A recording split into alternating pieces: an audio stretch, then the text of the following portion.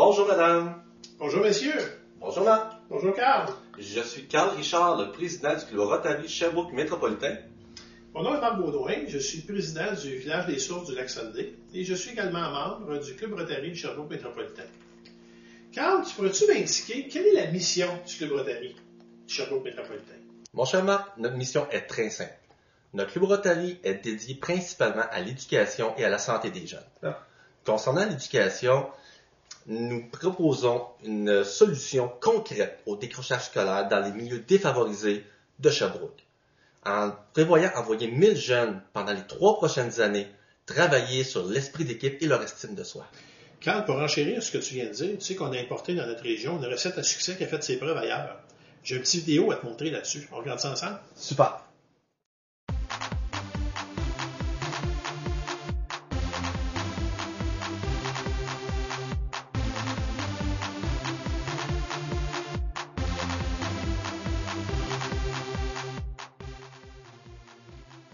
C'est que le projet a pris naissance en 1994 et c'est là qu'on a cherché un lieu, on a trouvé un lieu. Et moi, à ce moment-là, je travaillais au cégep. Et on avait une équipe, on était 3, il y avait Jean-Guy Denis qui travaillait chez nous autres et moi. L'équipe, c'est toujours un défi, mais c'est toujours une joie aussi, parce qu'on grandit, mais pas seul, ensemble. Je suis un retraité à la village des Sources et je participe dans différentes activités qui peuvent rendre service au projet.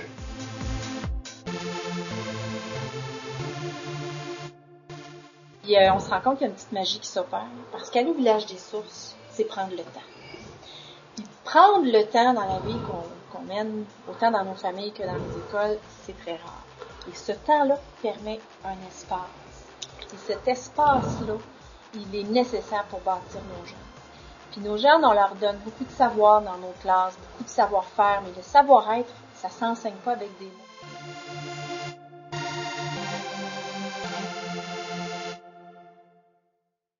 Et quand tu as travaillé pendant 50 ans en pédagogie, tu cherchais le moyen de rejoindre les jeunes. C'est ça le problème. Bien, ce que j'ai découvert, moi aussi, c'est la manière que vous aviez de travailler avec les jeunes. Et ça m'a rejoint, moi aussi. C'est s'adresser pas à l'intelligence, mais à l'intelligence du cœur. Et votre bonté, votre patience, pas d'attente, mais cheminer avec le jeune. Cette pédagogie-là, elle est basée sur le fait de croire que sur la planète, il n'y a personne de méchant. Mais il y a des gens blessés qui parfois produisent des gestes blessants.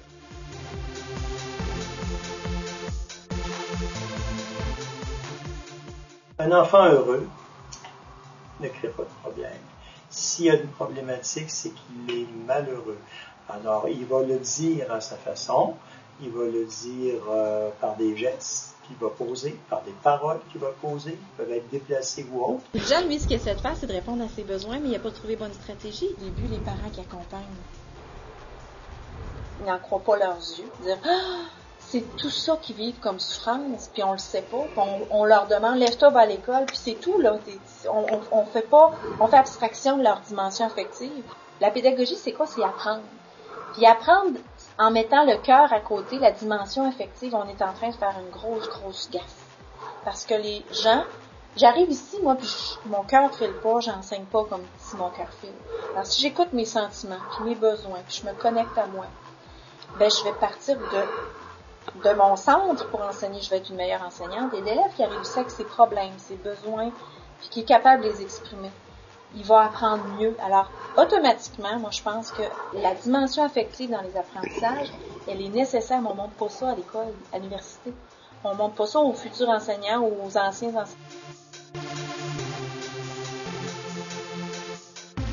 La bonne nouvelle, c'est qu'il y a des ressources. Puis ces ressources-là nous permettent de s'outiller pour montrer aux enfants, je vais t'aider. On a des coachs au hockey, puis on a des coachs dans la vie, mais on n'a pas de coach de comment communiquer.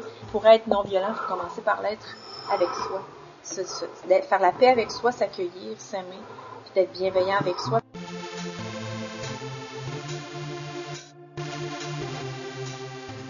Qu'est-ce que tu dirais directement à d'autres professeurs qui connaissent pas le village des sources? Ben, faut qu'il le laissent. Tout simplement. Qu'ils le vivent au moins une fois. Et à partir du moment qu'ils vont l'avoir vécu une fois, ils vont comprendre qu'ils ne voudront plus arrêter après. Moi, je pense que c'est un 2 jours intense d'éthique et culture religieuse, dans le sens, plus l'éthique, là, de savoir vivre ensemble, de se comprendre, de s'ouvrir. Il serait que des choses là, c'est incroyable, là, des choses qu'on traîne des fois, que les enfants traînent depuis leur préscolaire, qui se font tanner par les autres, qui se font agresser. Et là, tout sort. Il faut observer à chaque année. Parce que c'est majeur les liens qu'on peut créer ensemble.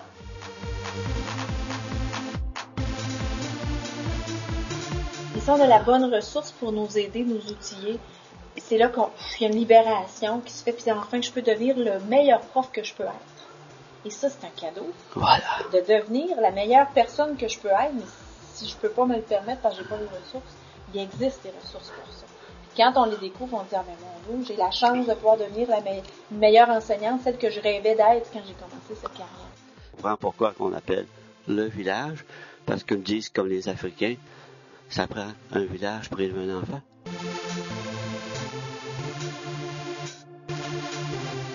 Merci d'avoir accepté de prendre connaissance de notre proposition. Si vous désirez en entendre parler davantage ou en bénéficier, vous avez au bas de cet écran mes coordonnées. Bravo Marc, à toi et à toute ton équipe pour cet excellent montage. Merci Carl. Carl, pour le bénéfice de tout le monde, je sais que le temps court, il reste peu de temps, mais peux-tu nous dire c'est quoi les autres projets du Club Rotary de Sherbrooke Métropolitain? Bien sûr Marc, à l'international, on est très effectif. Voyez-vous, on envoie des livres un peu partout dans le monde. On envoie des livres aux Philippines pour les enfants, dans les bibliothèques. Également en Haïti. Vous savez qu'en ce moment, avec ce qui s'est passé, avec l'énorme tremblement de terre, ils vont en avoir plus que de besoin. Donc, c'est très important pour nous de les aider d'une manière quelconque, de toutes les façons possibles. Je pense que c'est un petit montage à nous présenter là-dessus. Oui, et voilà le montage. On regarde ça ensemble. Parfait.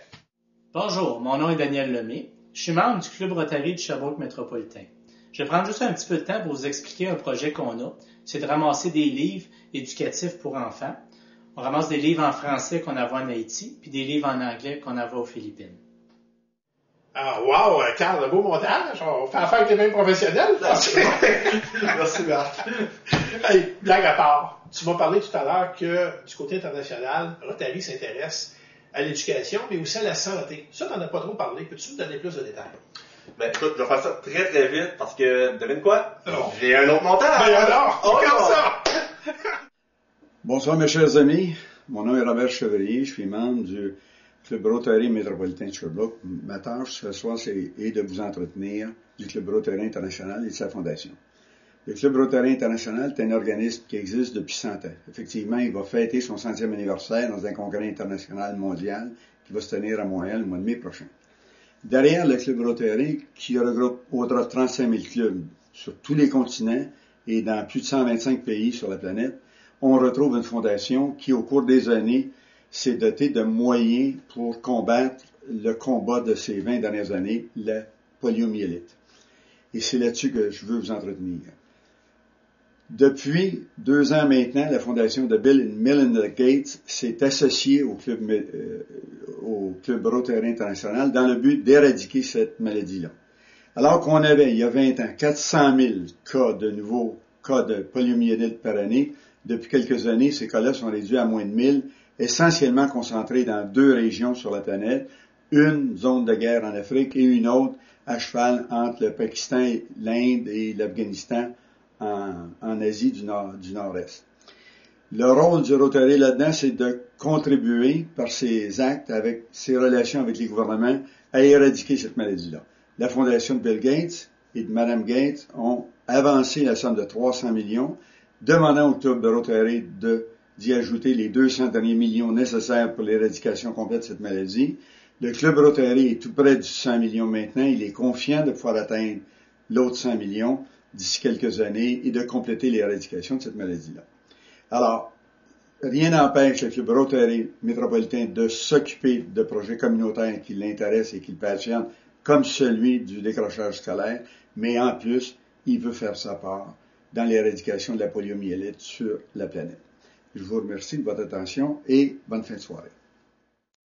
Wow, Carl, un beau montage. Mais tout ça, ça se fait pas tout seul, ça prend des bras. Comment ça marche pour aider le Club Rotary? Merci Marc de me laisser la chance d'en parler justement. Voyez-vous, pour être rotarien, il suffit d'avoir un grand cœur et puis de vouloir faire des choses pour notre société. C'est ce qui est très important et on recherche des gens comme vous pour venir nous aider dans nos missions, dans notre mission principale qui est le décrochage scolaire chez les jeunes. Merci Carl d'avoir participé à cette belle rencontre et à la prochaine tout le monde. Merci Marc, à la prochaine.